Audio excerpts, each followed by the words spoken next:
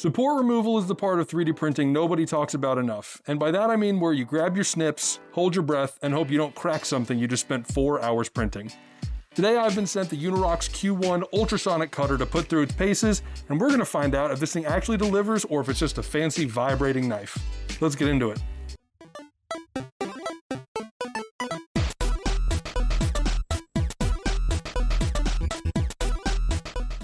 So, opening the cutter, you get a nice user manual, you get a box with a charger, you get instructions on what blades to use for what scenarios, you get some packs of extra blades, and you get a finger guard. And then obviously the cutter itself with a nice lid and one blade pre-installed.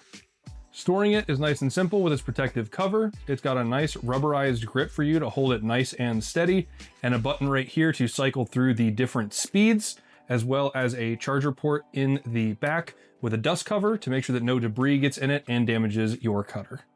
For those who haven't heard of ultrasonic cutters before, the idea is that instead of just pressing a blade through your material, the blade vibrates at a very high frequency. That blade does the actual cutting, so you're applying almost zero force yourself. That matters a lot when you're working next to a small detail that you don't want to destroy. So here you can see we have some 3D printed resin D&D minis that still have all their supports attached. So one of these I'm going to remove the traditional way with my hands and a pair of snips. And the other one I will remove using the Q1 Ultrasonic Cutter, and we'll see which one comes out looking better.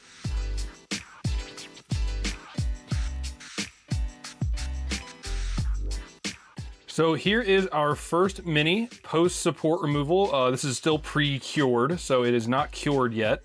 You can see a little bit of bumpiness where the supports were directly interfacing. And sometimes you can get a little bit of that better if you like soak it in warm water before doing your support removal. But yeah, this is not looking too bad. Just, you know, a few little spots that would probably need sanded before you decided to paint these. So now let's move on to the support removal with the Unirox.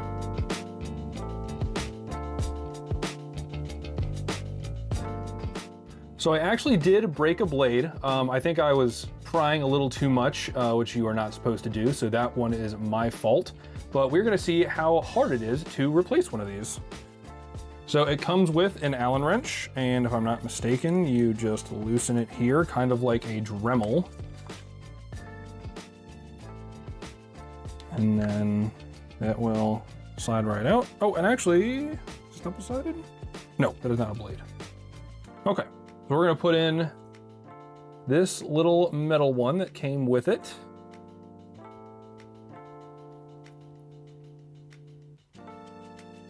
And that looks like it just slides in like that.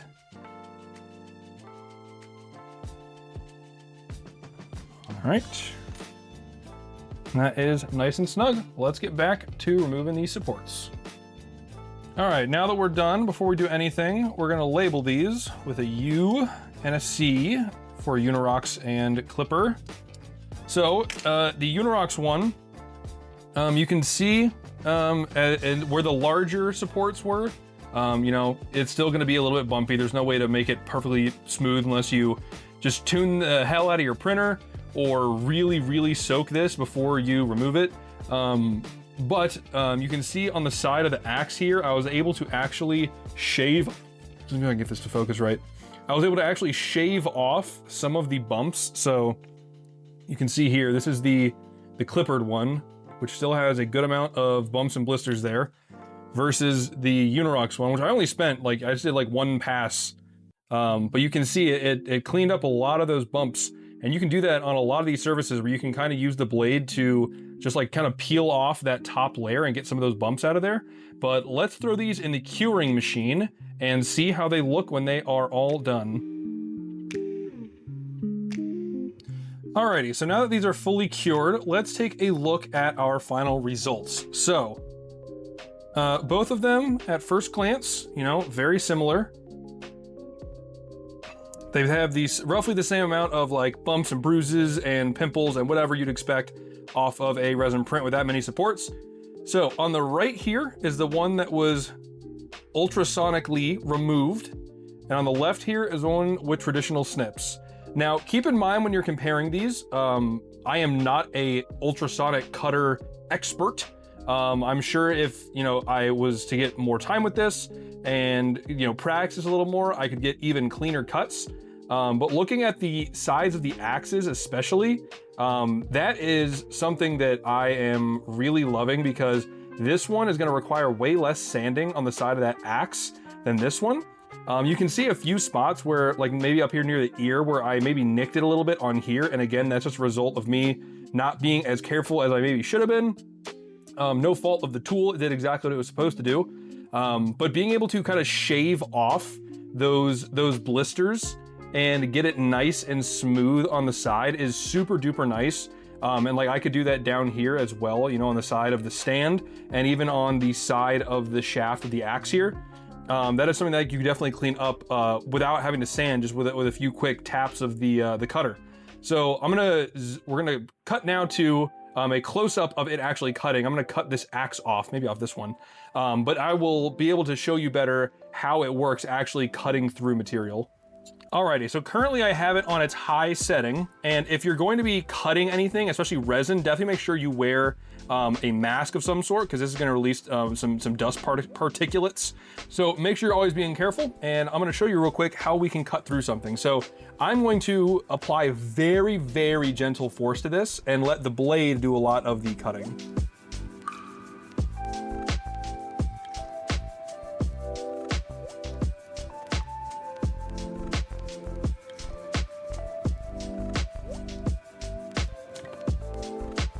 There we go.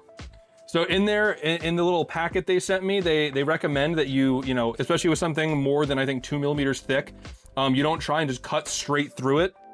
You kind of go at it from each side and rotate as you go. So that's why I stopped halfway.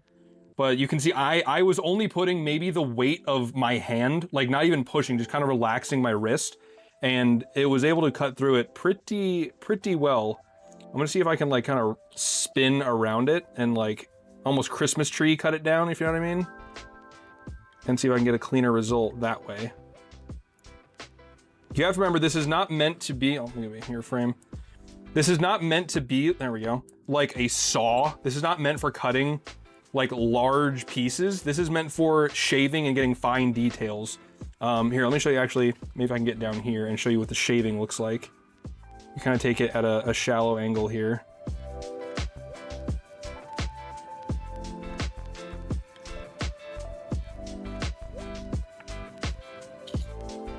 No, I intentionally like kind of went deep to take off a good chunk there so you could see what was going on, but it kind of just, it shaves it almost like shaved ice. If I come in even shallower here, you can really get just those surface defects off.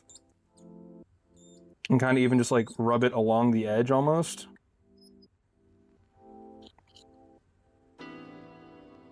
Now, obviously this cutter isn't limited to just, getting supports off your resin prints. This can also get supports off your FDM prints. You could use it to cut pieces of leather or foam or Warbler or whatever you may be crafting with.